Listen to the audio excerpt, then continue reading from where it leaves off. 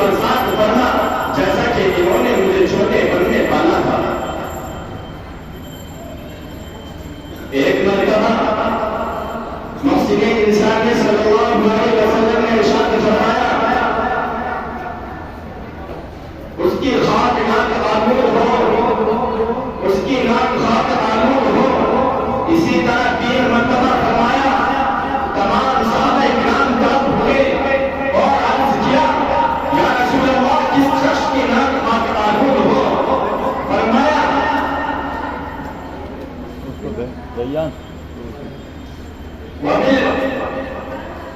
اس شخص کی ناک خاک آلود ہو من ادرک والدیہ عند الکبر احدہما او کلاہما، اس شخص کی ناک خاک آلود ہو کہ جس نے اپنے والدین کو بڑھاپے کے عالم میں پایا ہو، پھر ان کی اطاعت اور فرما برداری کر کے اور ان کی خدمت کر کے اپنے آپ کو جنت کا حقدار نہ بنا لیا ہو۔ والدین کی خدمت کرنا فرض ہے، رب کائنات کے کلام سے ثابت ہے، رسول اللہ کے کلام سے ثابت ہے، صحابہ کرام کے اقوال سے ثابت ہے، ائمہ مجتہدین کے اقوال سے ثابت ہے۔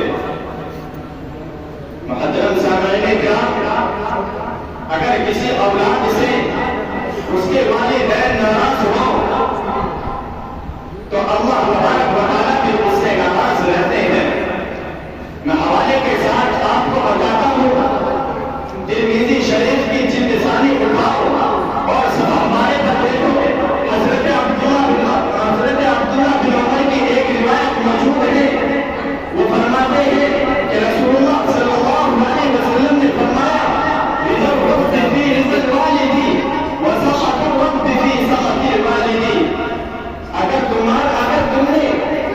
اگر تم سے اللہ کی رضامندی والدین کی رضامندی میں ہے، اللہ کی ناراضگی والدین کی ناراضگی میں ہے۔ والدین کے نافرمانوں کو آخرت میں تو ضرور عذاب دیا جائے گا، لیکن ان کو دنیا میں بھی سزا مل جاتی ہے۔ ایک صحابی ہے جن کا نام حضرت علقمہ ہے،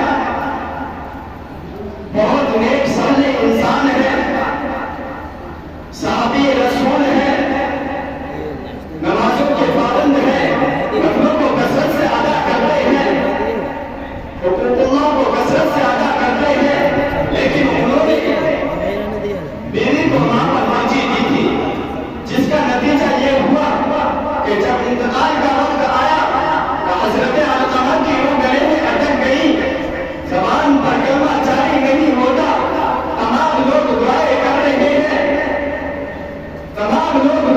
رہے ہیں، لیکن کلمہ زبان پر جاری نہیں ہو رہا تھا۔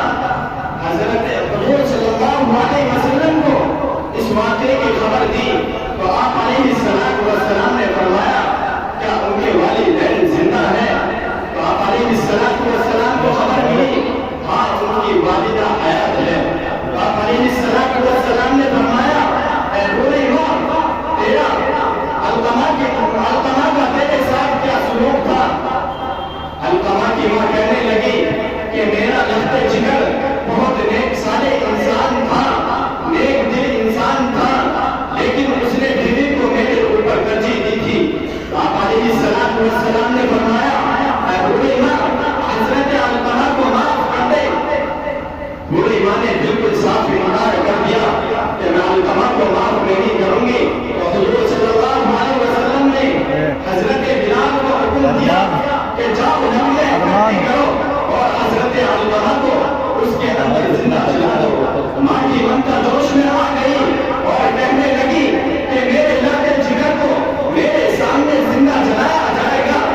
آپ علیہ السلام سے فرمایا کہ میں تمہیں اور تمام لوگوں کو گواہ بنا کر پیش کرتی ہوں کہ میں نے حضرت علقمہ کو معاف کر دیا۔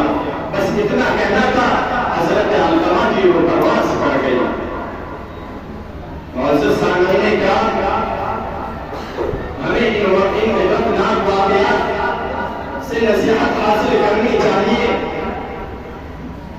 اللہ تبارک و تعالی ہمیں والدین کی عزت اور احترام کی